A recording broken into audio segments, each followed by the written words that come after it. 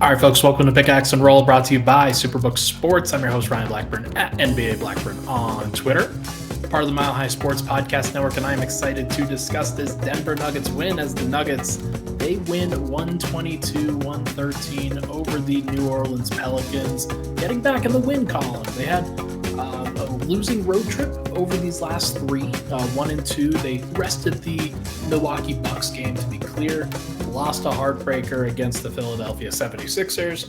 You wouldn't think it was a heartbreaker based off of the practice, and I think that Denver really put it in the rear view in tonight's game as they bring the energy, they bring the efforts, they show up at home. It took them a little bit to get going, but they got to the places where they needed to go, and the stars were out to shine tonight as Nikola Jokic and Jamal Murray were fantastic in this one. Really appreciate the performances from both of those guys. Jokic really showed up after what was a tough performance last game. And he had good stats, and there's nothing really crazy about it, but it was the Jokic versus Embiid Bowl, and then he needed a bounce-back performance, and he got it in a big way. Jamal Murray, same thing. I thought that Murray at times looked a little bit shaky in the Philly game. Tonight looked aggressive, willing to catch and fire from a very early time, and it capitalized in a big way. Those guys combined for some really great minutes, and they played a lot of those minutes together, which I thought was very interesting tonight. Let's begin. We'll go with the starters in the first segment, then go with the bench in the second segment, and we'll go over some playoff and some standing stuff in the third segment. I'm not going to do too much about Bones. I think I've talked about it enough. I'll do some of the second segment on that. But first segment, let's go over Nikola Jokic, who in this game, 38 minutes, 26 points, 18 rebounds, and 15 assists. He had a 16th triple-double tonight. The Nuggets are 16-0. When he accumulates a triple-double, it literally is a winning formula for them when Jokic is as involved and effective as he is. Usually he's very efficient as well, and tonight he was 10 of 14 from the field, 1 of 3 from 3, 5 of 5 from the line. That seems pretty good to me. Plus 20 in his minutes tonight was Nikola Jokic, and that really stands out to me after there have been a couple of games over the course of these last few where Jokic's plus-minus hasn't really been the league-leading plus-minus standard that he's set so far this year. So it's nice to see a plus 20. It's nice to see him really go out and dominate a game in a way where he knows how, or in a way where he is very capable of doing it. And he did it in a variety of ways. He didn't need to take any more than 14 shots tonight in order to get it done. He grabbed 18 rebounds. He dished out 15 assists. Did he have 5 turnovers? Sure, but a 3-to-1 assist to turnover ratio you take every single time. 15 assists is a crazy number, and it actually puts him at 439 assists total on the year. Why that makes a difference is because he's played 44 games. So he is at basically 9.97 in his assist total, or in his assist per game average, where he is so close to averaging a triple-double on the year. An efficient 25-point per game triple-double as the 1 seed in the West. I made some statements after the Jokic versus Embiid Bowl that he had lost a lot of momentum and it greatly diminished his MVP candidacy. But as you get some distance away from that game and as it becomes a little bit more of a rear view mirror kind of game, you start to look at the numbers. He's having a great year, continues to play awesome in general. There are going to be those very high pressure moments where he's going to have to step up down the stretch, especially in late March when he goes up against Giannis, Embiid, Zion, probably the Suns, probably the Warriors. He'll have a lot of matchups against those teams in the last month of the season, basically. But for now, if he's averaging a 25-point triple-double on the 1 seed, it is really hard to go against that. Just impossible, in my opinion, to make a strong counter argument for other people unless you provide them with crazy historic numbers themselves. But the way that Jokic controlled the game tonight was awesome. I thought that his defense in the first quarter was horrible. I thought that his rim protection in general was not very good, but he was quality on the glass, and he finished with 18 rebounds, which that's a really big deal when closing out possessions. How many offensive rebounds did the Pelicans have tonight? They only had 8. And Valanciunas had 2, Herb Jones had 2, and the rest of them came with Larry Nance and Najee Marshall off the bench. So it stands out to me that when Jokic is out there, it's very rare for opposing teams to just dominate the offensive glass. Denver's defensive glass. That is a part of defense. It's probably the best part that Jokic has at this stage. He has pretty good hands. That's always going to be a thing. But in general, if he can control the glass on nights like tonight against a big body like Jonas Valanciunas, that makes a lot of difference. And the Pelicans, they didn't have enough of those easy offensive possessions that they usually get because of Zion's size, Valanciunas' size, Herb Jones crashing, Nance doing his thing, things like that. And because of that, they could not keep up with the Nuggets offense, which with Jokic is, of course, special. Jamal Murray, 32 points tonight, 10 of 21 from the field. Not necessarily the most elite efficiency, but the shots that he's taken are pretty hard. And sometimes he creates some easy ones for himself. But when you take 12 threes, which is a season high for Jamal Murray, by the way, when you take 12 threes, it kind of raises the overall efficiency of everything, especially if you're a guy like Murray, who's shooting basically 40% from three this year. He's at 39.2, if I'm not mistaken. He is really close to 40. And a guy like that who, if you're taking 12 threes, on average, you're going to make about, 5 of them is usually what's going to happen. He makes 7 tonight, has 6 assists, does some good things inside the arc as well. And when you're consistently doing that and creating good shots for yourself, for your teammates, it takes so much pressure off of Nikola Jokic. I asked Jokic where he saw kind of the most improvement from Murray from game 1 of the season to now. And he was mostly thinking about his confidence and in his conditioning, his ability to approach certain situations with confidence and knowing that he could do it, knowing that he was in position where he could get the job done. And tonight, he looked like a guy who was very confident in his game. There was no aspect of it where he was like, I don't know about this move. I don't know about this leap. I'm not sure what's going to happen here. He was just playing basketball, and he's at that stage now where he's just playing, which is really, really cool. And as a result, he's having games like this where they're a little bit more frequent. Him getting at least 25 points, 5 assists, 5 rebounds, games like that where he is impacting the box score, doing a lot of things. It's kind of that second option to what Nikola Jokic is doing every night. It's a really, really big deal. So hopefully he continues to do it. Hopefully he continues to go. I'm of the opinion that he won't make an all-star bid, that Aaron Gordon, Jamal Murray, those guys are probably splitting votes for Denver's second best player at this stage.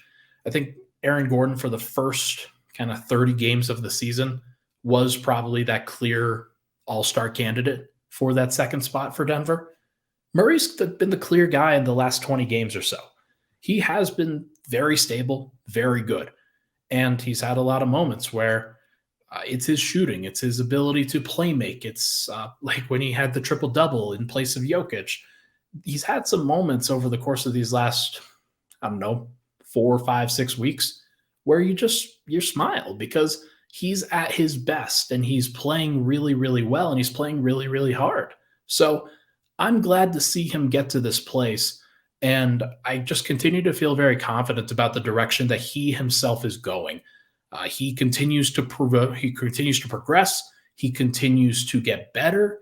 And I hope that in his career at some point, he does get credited with an all-star appearance, because on this team, I think he deserves it.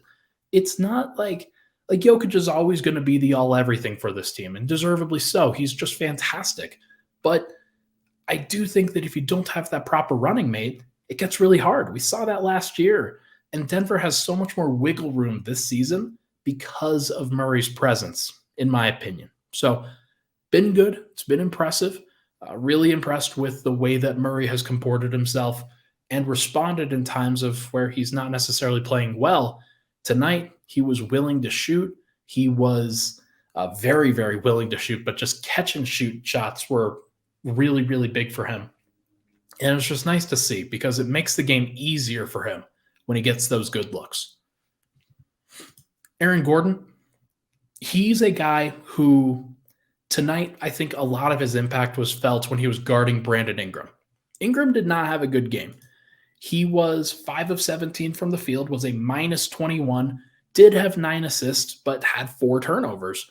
And the minus 21 is basically directly parallel with Aaron Gordon's plus 22, where Gordon at 36 minutes has 15 points, 6 rebounds, 6 assists, doesn't have any steals or blocks, but I thought did a really nice job of contesting what Brandon Ingram wanted to do. And there are some times where Ingram's going to get free. He got free against Christian Brown. He got free against Jamal Murray at times, but he's going for switches in that situation. When he's on Gordon, when Gordon's on him, it's just really nothing that Ingram could really do. And I thought Michael Porter also deserves some credit here too, but Aaron Gordon holding Brandon Ingram down like that, that is a really, really big deal. And the offense in a game like tonight where Murray has it going, Jokic has it going, Porter's getting shots, KCP's getting shots, the offense was really secondary. And that's fine. Like there are going to be times where Gordon's role as a role player is going to be more focused on the defensive side of the ball or facilitating like he did with his 6 assists. Had 0 turnovers tonight, hit a 3, did some great things, led the team in plus minus. That's exactly what you want to see. KCP, pretty impressive performance himself. He got a DPOG chain as well as Aaron Gordon. Both of them got chains tonight. 38 minutes for KCP is a lot. He staggered with the bench.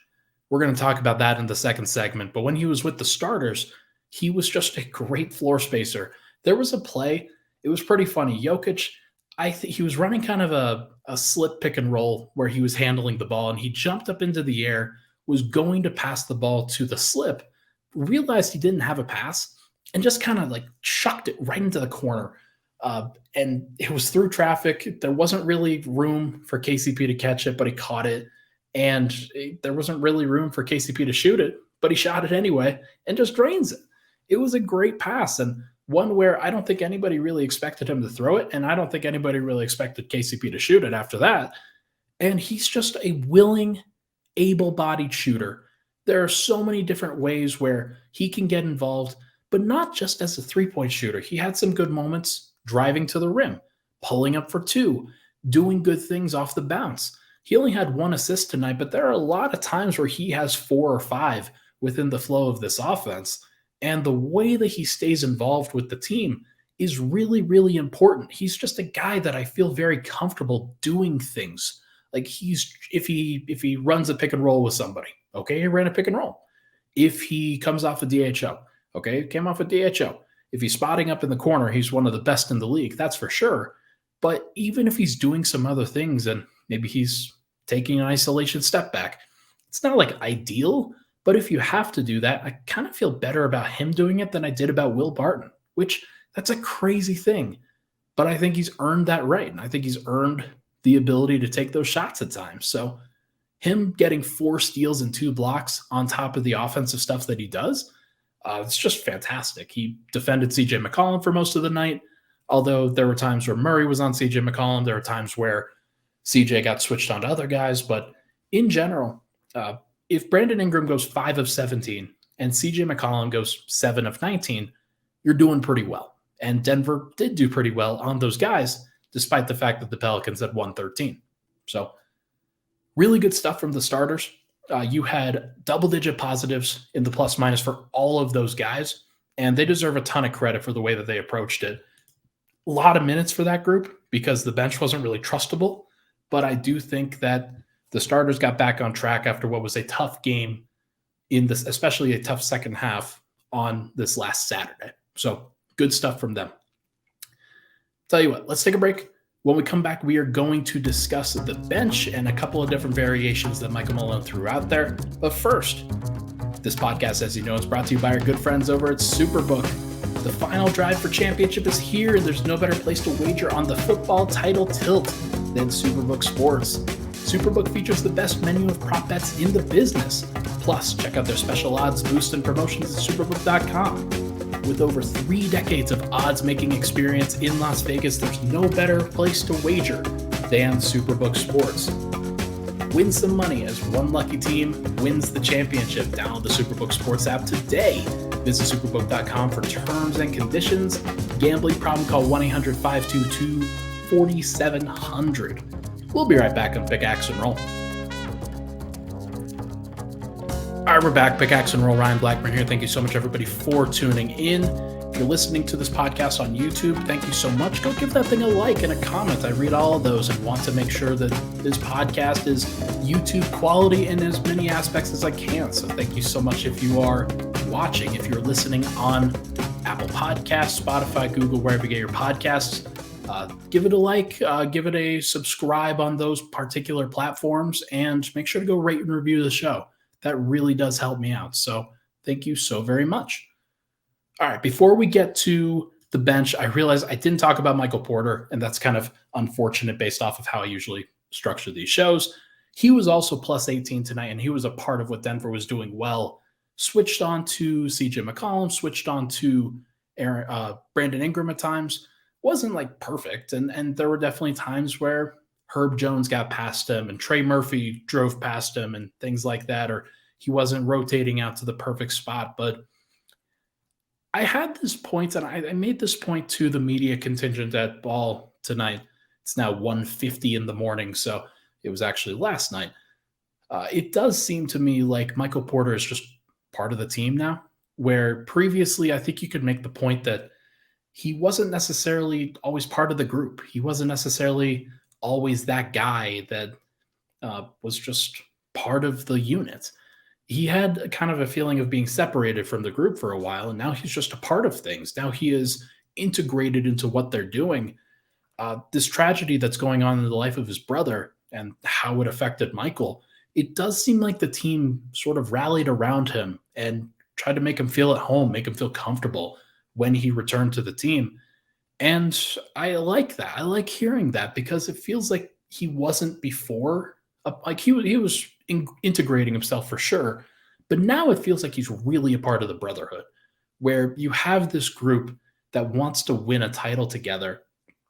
And I think that Michael's now a part of that, which is really, really cool. He didn't get that opportunity as much with Murray and Jokic in the bubble. Now I think he's there. Now I really do think that he is one of the trusted players, which is cool. It's really, really cool. All right, bench time. First half bench lineup is different from the second half bench lineup. The first half was horrible. Bones, KCP, Bruce Brown, Jeff Green, Zeke Naji. I asked Michael Malone what led to his decision to kind of flip up the rotation this time around. He said that it was because Jamal Murray was hot in that first half, in that first quarter, so he decided to leave him out there, take out KCP, and KCP staggered with the bench. And I thought overall, like, his particular role in that was fine. There's nothing wrong that KCP did while he was out there. But in his place, you have Bones, KCP, Bruce Brown, Jeff Green, and Zeke Naji. And I thought there were a lot of negative aspects to that group. First and foremost, Bones and Zeke were benched heading into the second half lineup, where I'll talk about that in just a little bit. But in that run of about, 4 or 5 minutes, New Orleans just did not miss. They were getting easy shots. They were getting comfortable shots, and the Nuggets bench was not doing anything to really bother that, whether it was Zeke, whether it was Bones, whether it was Jeff. I thought that Bruce Brown had some bad moments. I thought Bruce Brown especially had some bad moments offensively. I'll get to that in just a bit. But to me, it feels like Bones isn't just the guy who should be blamed in this situation. I think that there was a lot where that kind of went into it, but he is the focal point with that group when he's out there. And he had 3 turnovers in 5 minutes. I think he missed a shot. He missed 2 shots, including 1 3. He did have an assist, and I don't remember who it was to. I'm pretty sure, who was it to? Probably to Jeff Green, if we're being honest. But I'm a little bit, obviously a little bit concerned. And I've heard the rumors that I think we're moving past the point of concern at this stage where Bones, it wasn't working in those first 5 minutes. He got taken out of the game. Christian Braun replaced him in that lineup. Christian Braun also got a little bit cooked in that first half, especially. But what Braun did well was he rebounded the basketball, and I'll talk about that in just a little bit. But Michael Malone in this game decided, no, screw it. We are just going to go with our vets and the guys that can play defense. And he went to a second half bench lineup of Bruce Brown, KCP, Christian Braun, Aaron Gordon, and Jeff Green. Now, say what you want about Jeff Green. I do not think that he deserves to be in that group ahead of Zeke Naji. I do not think that there is any real justification that Jeff is out there over Zeke Naji. Jeff had the lowest plus minus on the team, and we will talk about him in just a little bit here, but the lineup that went out there is very switchable. It's probably more switchable with Zeke, but with Jeff, it's fine. It's not the worst thing in the world. And I think that lineup is it's very aggressive. It is very impressive as a perimeter defense unit. And even though it wasn't perfect in the second half, I think it was better. And that was the most important thing, right? Where you needed some guys who could go out there and make a difference on the defensive end. And at the beginning of the fourth quarter, Denver got some baskets off of defending, rebounding, and running. They picked off a pass from, I think it was CJ McCollum on the first possession of the fourth quarter, and then Christian Braun dunked the ball on the other end. And then second possession, Bruce Brown picks the pocket of, I think it was Alvarado, and then dunks the ball over him.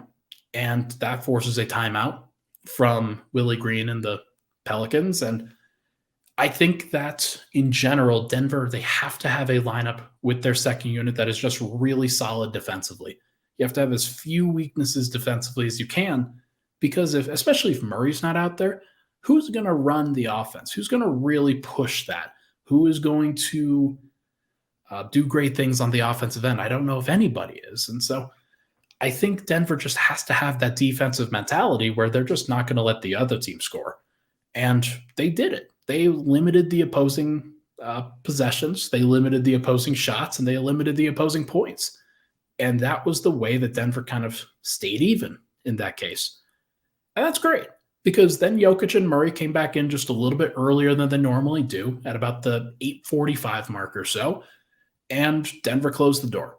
It took them a little bit. New Orleans hung around for a little bit, but it was never a situation where you felt like they were going to give it away, and the bench could have given it away at some point. But Denver's going to need to find ways to score a little bit better with a group like this, where you don't really have a great offensive creator. You might have to play through Aaron Gordon a little bit more in the post, might have to run some high pick and roll with Bruce Brown and Jeff Green. Not sure what it's going to look like, but in general, I think Denver's got to go the defensive route more so than they go with the offensive route. Really quickly before we get into other guys, Malone had this quote after the game. There's other context to it that I posted in my article on Mile High Sports that everybody should go read.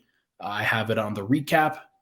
There is more than just this, but Michael Malone was asked by Darren McKee, DMAC of 104.3, where do you stand with Bones? And Malone said, quote, I stand with Bones. He also said, I stand with all of the players in the locker room, and everybody that's in the locker room. His goal is to win. His goal is to do the right thing as a team, and winning together, and trying to keep that camaraderie and doing so in the best way possible. Bones, I'm not sure, is in that category right now. He wants to support Bones. He wants to put him into a position where he can succeed. But the fact is that the defense is just compromised when he's out there, and the offense is it's not where it needs to be. And he has to do a lot of the carrying, and he's not carrying right now. So I do think that there are ways that Bones could be better used. I do think they could put him into a better situation if they had a better roller, somebody who is the kind of a big 7-footer that could roll to the rim and do some things like a Nikola Jokic, like even like a Bam Adebayo or somebody like that, where you have somebody who can be an athletic roller to the rim and really just be a release valve at some points for you. Denver doesn't really have that right now. So they are dealing with a situation where they've got a player who's not really going to be at his max, who's not really going to be at his top potential in Bones. And they're going to try to coax out as much as they can. But it does sound like from the Chris Haynes report that came out today on the broadcast during the game, I didn't listen to it, but the gist of it was that Bones would be amenable to a trade, to a different situation where he is in a larger, more featured role, kind of can play through his mistakes. He's a rising star. That was announced today as well. So it's all of weird timing coming out right now, but got 8 days left since I'm recording this at 2 o'clock in the morning on February 1. 8 days left until the trade deadline officially hits. And it's looking more and more like Bones will not be here long term.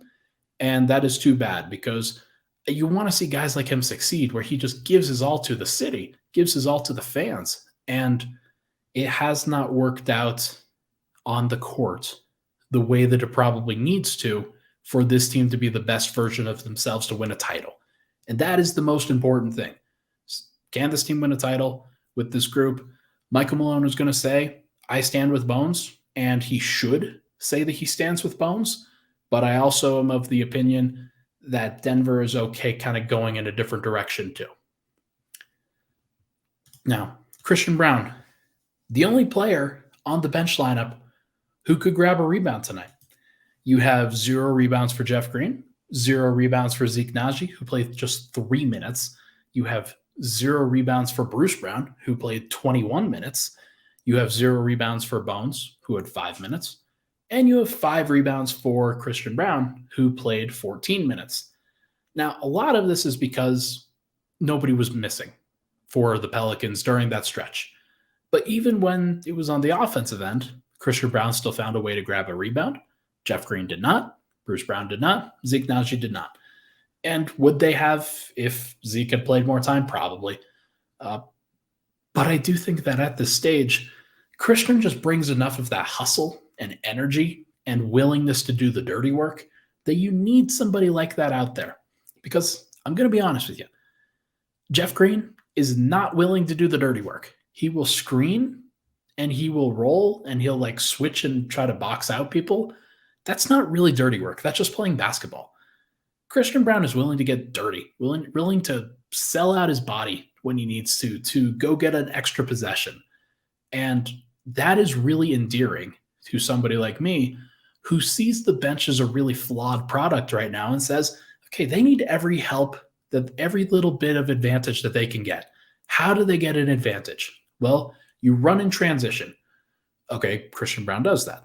You grab offensive rebounds, get some easy putbacks. Okay, Christian Braun does that. You hustle up and make the extra rotation and try to be as crisp as possible to limit the opposing team's possessions. And Christian Braun does that too. There was some targeting of from the Pelicans veterans tonight with Brandon Ingram and CJ McCollum both being willing and able to go at Christian Braun and feeling the comfortability that they wanted to, almost because he is a rookie, not because he played them any certain way, but because they're like, okay, this is a rookie on me. I can do what I want to do. And it just kind of gives you an injection of confidence if you're the opposing team, even if it's like unwarranted. So I'm at the stage where Christian Braun's just got to play through that. And Michael Malone's got to play Christian Braun through that, because this right now with this bench lineup is untenable. There is no way that the Nuggets can continue doing what they're doing, where they are playing Bones 5 minutes, they're playing Zeke 3 minutes. For some reason, they're playing Jeff Green 19. Not really sure why that is, but either way, like Christian Braun is helping the team win. He was. And he was out there for good possessions. He was working off of Joker. He will work off of Murray and other guys like that, Bruce Brown. He knows how to play, and he plays the way the Nuggets want him to play.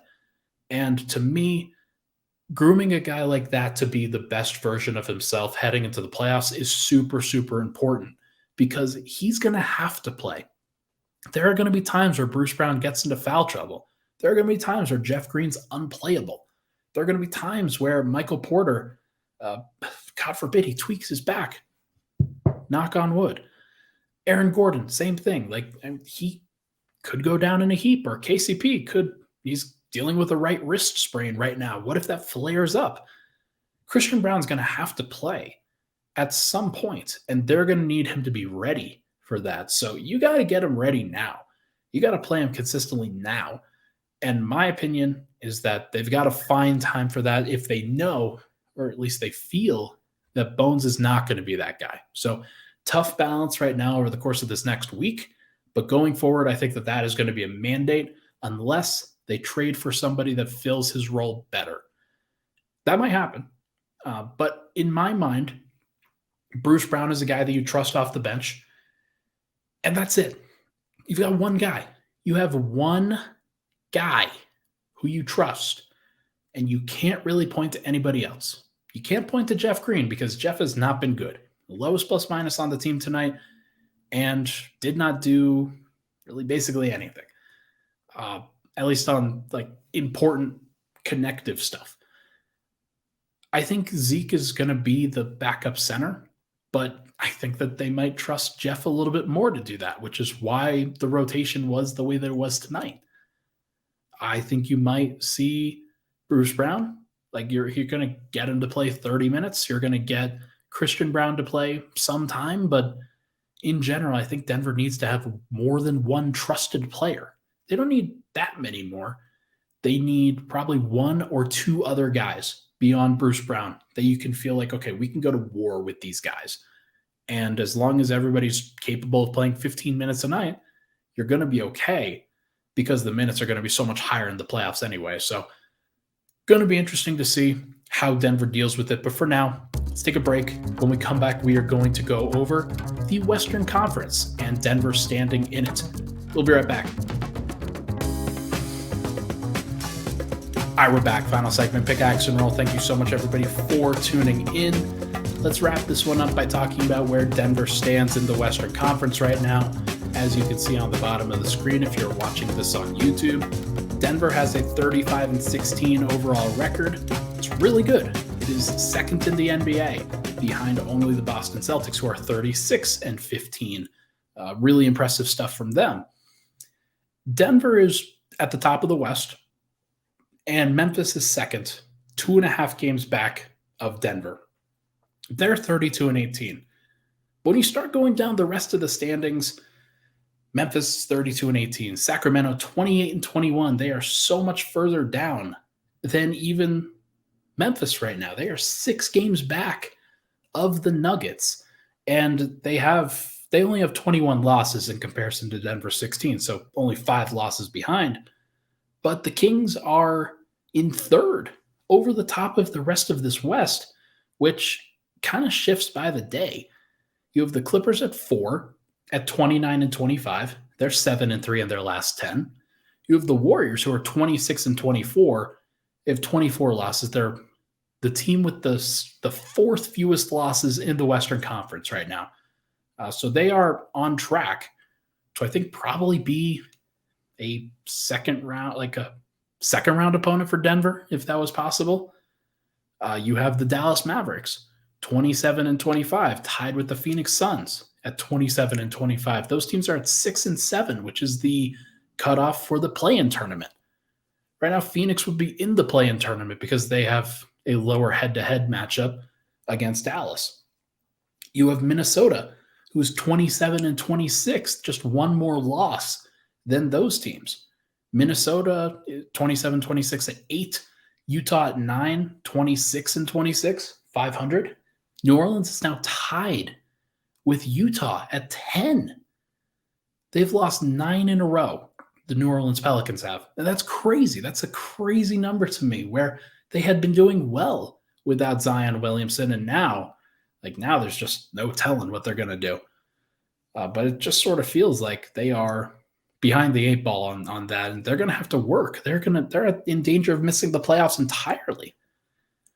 Oklahoma City, They've lost one game in a row now, but they're still 6-4 in their last 10. They are 24-26 at the 11 seed, tied with the Portland Trailblazers at 12 at 24-26 themselves. All 12 of those teams that I just listed have a positive point differential. Think about that for a second. Usually in the West and the East, you have about 7, 8, maybe 9 teams that have a positive point differential. In the West right now, there are 12. A lot of that is because you have the Clippers at 0.1, the Warriors at 0.1, and the Minnesota Timberwolves at 0.1. So maybe I just caught it at the right time where you have a lot of these numbers in the green. But plus, like, to have a positive point differential, it just shows how strong the conference is, even if it's a little mid. Not going to lie. The Lakers, ye of referee bias, are 24-28.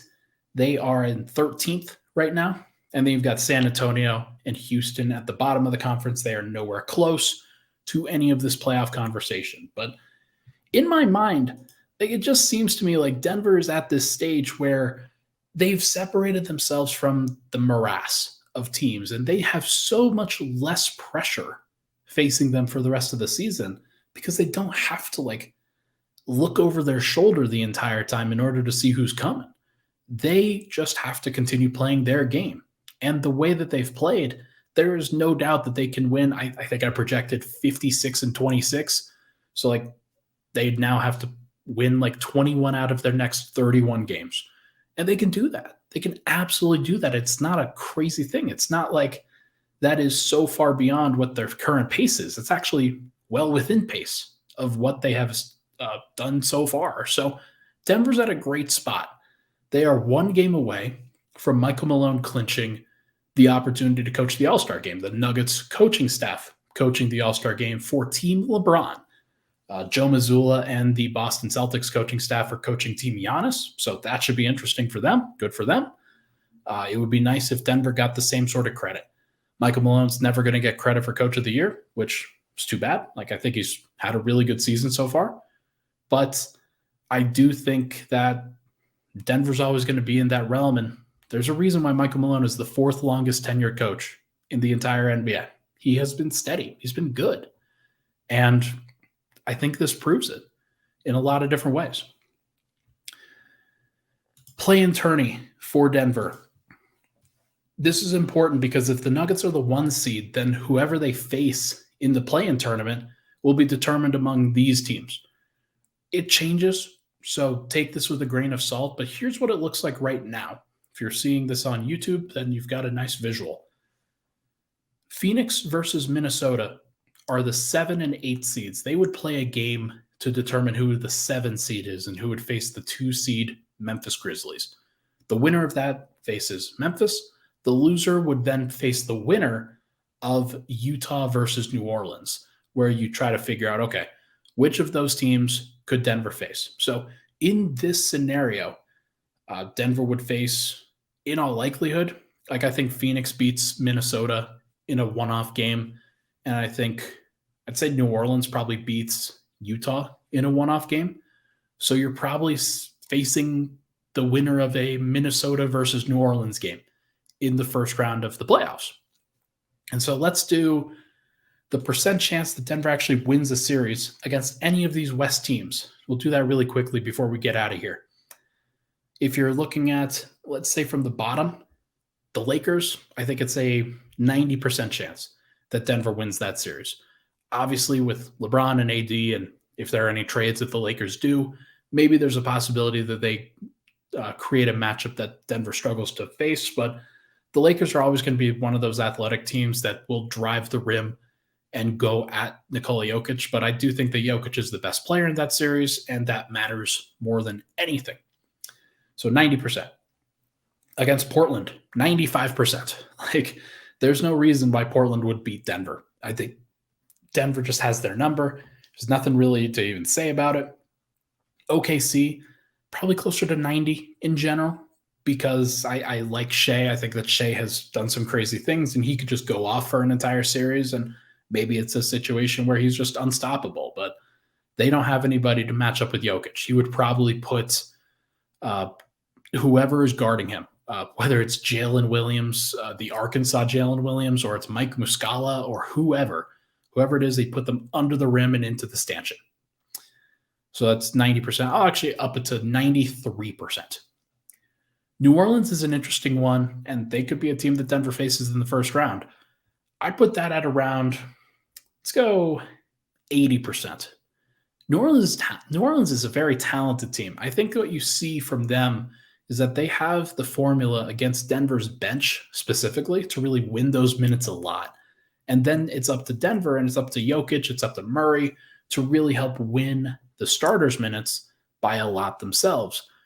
And if they can, then great. I don't see any reason why they couldn't. I don't think that Herb Jones is stopping Murray. I don't think that Jonas Valanciunas or anything that the Pelicans throw at Jokic is going to really stop him. But I do think that they could take at least a game off of Denver.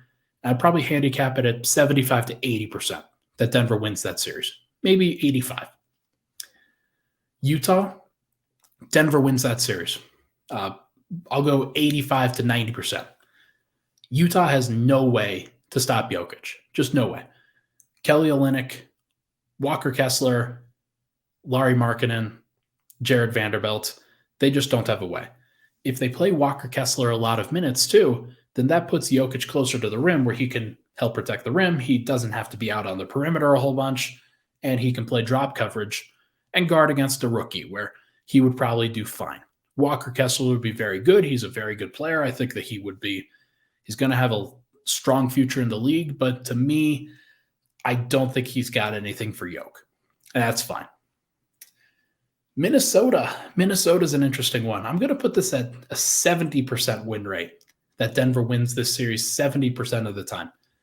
Because Karl-Anthony Towns, Rudy Gobert, and Anthony Edwards is a very scary trio of players that have given Denver issues in the past. Rudy Gobert, he hasn't, sometimes he takes the abuse of Jokic, and he has that clip where Murray says, bro, I have 47 from Jokic's perspective, where that's hilarious. And Jokic has cooked him at times, but in general, I think that they have a formula where they could match Karl Towns' minutes with Jokic and then have Gobert as the rim protector behind him. And then they would always win the bench minutes where you stagger one of those centers against Zeke Naji, Jeff Green, or Aaron Gordon off kind of staggering with the starters themselves. That's a tough place to be. So it's a tough matchup. I think that Denver would actually struggle with that one a lot. But I still think they're the more talented team. They'd have home court advantage. Let's go 70%. Phoenix. If Phoenix were to trade for OG Anunoby, I'd be pretty scared. I'm not going to lie. I'd probably handicap that at a 50-50 series. Phoenix is really good, and they have a matchup for Denver where it's really, really tough to guard Devin Booker and CP3 and DeAndre Ayton at the same time. And Denver would have to give up a lot of mid-range shots. They'd have to dare Phoenix to beat them. And Phoenix has shown the capacity in the past to be able to do that. Now, could they do it for a full 7-game series while keeping up with Denver? I don't know. Probably not. But I think if they traded for OG Anunoby and added another player that they really trust, for Jay Crowder and Cam Johnson and guys like that, you send out a whole bunch of firsts, then they could get that done. And if that were the case, that would be a pretty dangerous matchup. You're matching up OG Anunoby with Aaron Gordon as opposed to Cam Johnson or Mikal Bridges or Devin Booker in that case. And that is just a way better option for Phoenix to really match up with that physicality. So I'm interested. I'm curious. I don't know what it's going to look like, but to me, Phoenix is one of those teams that I'm still worrying about. I do think that Denver wins the series. I'll go 55% to 60% Denver right now, but I do think that Denver wins that series. Dallas, I'd also go 55 to 60%, maybe 60 to 65, because Luka is fantastic. He's wonderful. He is extremely talented. Denver has a good matchup for him in Aaron Gordon. They have KCP, Bruce Brown, Jamal Murray, guys like that who are very capable switching. Michael Porter, not necessarily the most capable switch defender, but he can contest with length. that would be a tough shot for Luka to make the step back with. So he'd probably be driving into Michael Porter a lot, but I'm curious to see how he would handle it. He would probably go off for 50 points per game, but I do think that Denver wins that series about 60% of the time, we'll say. Who's next? Golden State. Golden State's a tough one, right? I think that Denver probably wins a series against Golden State 55 to 60% of the time. I think that Golden State is vulnerable. I think that they are a really tough matchup for Denver. I think that they have less trust in the rest of their core than they've had in recent years. Curry is fantastic. He will kill Denver in a lot of ways. Klay Thompson will kill Denver in a lot of ways. Draymond Green will kill Denver in a lot of ways. And yet they don't have enough to stop Denver either. So this is going to be a case of Draymond doing some awesome things against Jokic and still being kind of not impactful enough in that role. And then Kevon Looney probably not having anything for him. I just think that Denver now has enough to get past Golden State. I think that if you put out a bench lineup that includes Jamal Murray, Bruce Brown, Christian Brown, and then we'll say you stagger Aaron Gordon as well, and you go Aaron Gordon and Zeke Naji, I think you can defend. I think you can score. I think you can do enough against a team like Golden State. They don't have any stoppers. Like Gary Payton II was a great defensive player for them last year. They don't have anybody like that this year. Dante DiVincenzo's not that guy. Andrew Wiggins is not that guy. Klay Thompson's not that guy. Like they just don't have the defense that they used to. So I think that that is a weakness for them. And Denver would just score. And you'd have home court advantage in that series. So that's a really big deal. The Warriors can't win on the road. That's tough. So 60%. 60% is what I will go with. Clippers, 70%. I think you win 70% of those series. It's a tough matchup because they are a talented team and they're probably not done making trades. But I do think that the Clippers are vulnerable to a team like Denver. And I don't think that they're like Kawhi, Paul George, guys like that. They are never going to not be vulnerable to Denver because they do not have the personnel to stop Denver at all. And Denver actually has really strong personnel to match up with them consistently. The Sacramento Kings, Denver probably wins that series 75% of the time because the Kings can go off and they're probably an unstoppable offense just as much as Denver is an unstoppable offense. I just think that Denver's more unstoppable, where the Kings, they have the formula that they do. But if the Nuggets are locked in and doing everything that they can to match up with what the Kings do, they play less bench minutes in that case. Denver plays less bench minutes in that case. And the advantage that the Kings have with guys like Malik Monk and Davion Mitchell and, I don't know, some of the other bench guys that they do have, it would be lessened in a playoff series, I think, because Denver would be game planning for those guys just a little bit more than what they do on a daily basis. So I think that Denver wins that series pretty handily. Maybe it's actually in 5 or 6 games. Hopefully not 7. That'd be crazy. And finally, Memphis. I think Denver wins that series probably 65% of the time. I do not think that Memphis can keep up with Denver. I do not think that they can score enough. And I think that even though Ja is a complete and utter a show-stopping kind of player, he is not going to be good enough in a half-court setting to keep up with Jokic, who is just going to be a monster in that case.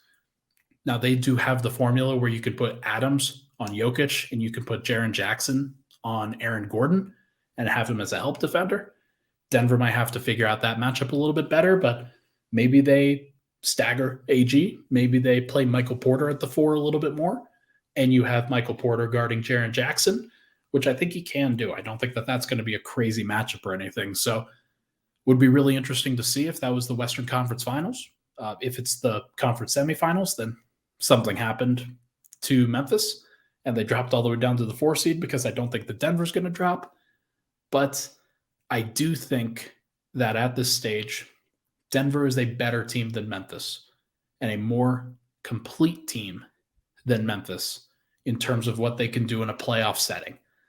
We will see what that ultimately entails, but I do like Denver's chances against all of the West teams. Whether they actually get it done or not remains to be seen. You probably need to make another trade or two in order to solidify your bench.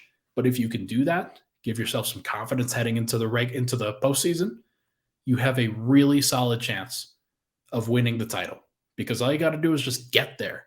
And if Denver can get there, they might have the best player in the world still. And that means a lot, at least to me. All right. That is going to do it for everybody for this episode of Pickaxe and Roll, brought to you by Superbook Sports. Good win for Denver tonight. Really good stuff. It is now 2:20 in the morning, and I am tired, so I am good. I've got the red eyes and everything. It's horrible. I'm going to go to bed. Have a great time, everybody. Enjoy the rest of your day, and I will be back after the Nuggets' next game against the Golden State Warriors. Should be great. Thank you so much, everybody, for tuning in. Talk to you guys very soon.